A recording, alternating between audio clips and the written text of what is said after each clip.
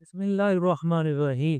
ابرکان کے ناظرین، آج ہماری خوش قسمتی ہے کہ ہمارے اسٹوڈیو میں بڑی ہی علمی فکری شخصیت عزت مآب حکیم نیاز احمد دیال صاحب، جن کا تعلق علم و طب سے ہے، حکمت سے ہے، آج ہمارے یہاں تشریف لائے ہیں۔ آپ کو بہت بہت خوش آمدید، آپ تشریف لائے۔ اللہ تعالیٰ آپ کو بہت برکتوں سے نوازے۔ کیا حال ہے سر؟ ٹھیک الحمدللہ، جزاکم الخیرہ۔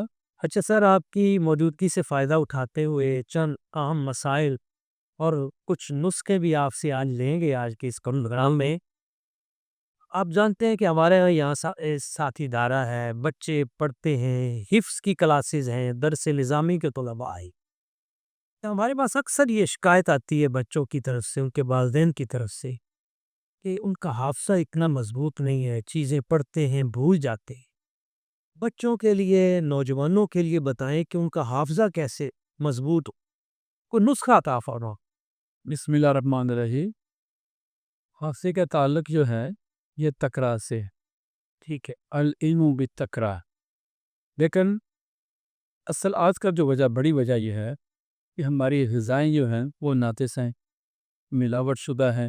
صحیح بات، ان میں وہ معیار نہیں ہے جو غذائیت کے لحاظ سے ہونا چاہیے۔ بالکل کیونکہ ماہرین کہتے ہیں کہ جو حافظہ ہے نا یہ تو اس چھری کی مانند ہے کہ اس کو جتنا آپ چلائیں گے اتنا تیز ہوتا ہے۔ صحیح، آپ اس کو جتنا استعمال کریں گے یہ اتنا زیادہ مضبوط ہوتا ہے۔ بالکل صحیح، لیکن چونکہ ہمارے یہاں کنسنٹریشن کی کمی ہے، توجہ جو ہے جسے یکسوئی کہتے ہیں، ہمارے اس معاشرے کی فی زمانہ سب سے بڑی وجہ یکسوئی کا نہ ہونا ہے، جس وجہ سے ہماری میموری یا ہمارا حافظہ جو ہے اس کارکردگی کا مظاہرہ نہیں کر پاتا جو کرنا چاہیے۔ یہاں بات ہے جہاں تک غذا کی، تو غذا میں ہمیں ایسی غذائیں جن کے اندر اعصاب کو تقویت دینے کی صلاحیت ہو، صحیح، جیسے دارچینی ہے، جیسے ادرک ہے، ادرک، کالی مرچ ہے۔ ٹھیک ہے، کالی مرچ کو ہم اس لحاظ سے لیتے ہیں کہ کالی مرچ جو ہے یہ ہمارے جسم میں جو آکسیجن کی رسد جو ہے خاص کر دماغ کی طرف اچھا، یہ بہت تیز کرتی ہے۔ کالی مرچ، کالی مرچ اچھا، دماغ کے حافظے کو اس لیے تیز کرے گی کہ کسی بھی جاندار چیز کی بنیادی ضرورت آکسیجن ہے۔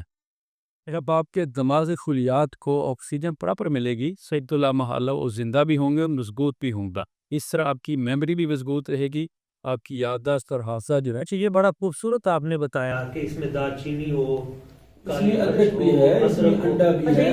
اس کو کیسے استعمال کرنا ہے یہ بھی بتا دیں۔ دیکھیں جو کالی مرچ ہے اس کو آپ گرائنڈ کر کے رکھیں، ٹھیک ہے، جیسے ہمارے یہاں عام طور پہ آپ ناشتے میں اکثر بچے جو ہیں وہ انڈے کا استعمال کرتے، اوکے اس کے اوقات ہاف فرائی انڈے پہ تھوڑا سا ڈال لیا۔ ٹھیک ہے، اگر اس کے ساتھ آپ تھوڑی سی سونڈ جنجر جو ہے اگر اس کا پاؤڈر بھی ہو تو یہ سونے پہ سہاگا ہے۔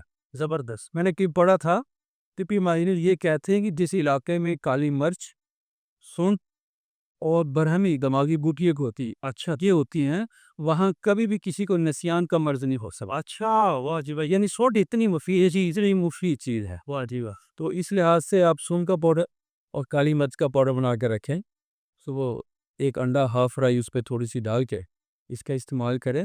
یہ بڑی کمال ایک ریمیڈی بھی ہے، دوا بھی ہے اور غذا بھی ہے۔ بہت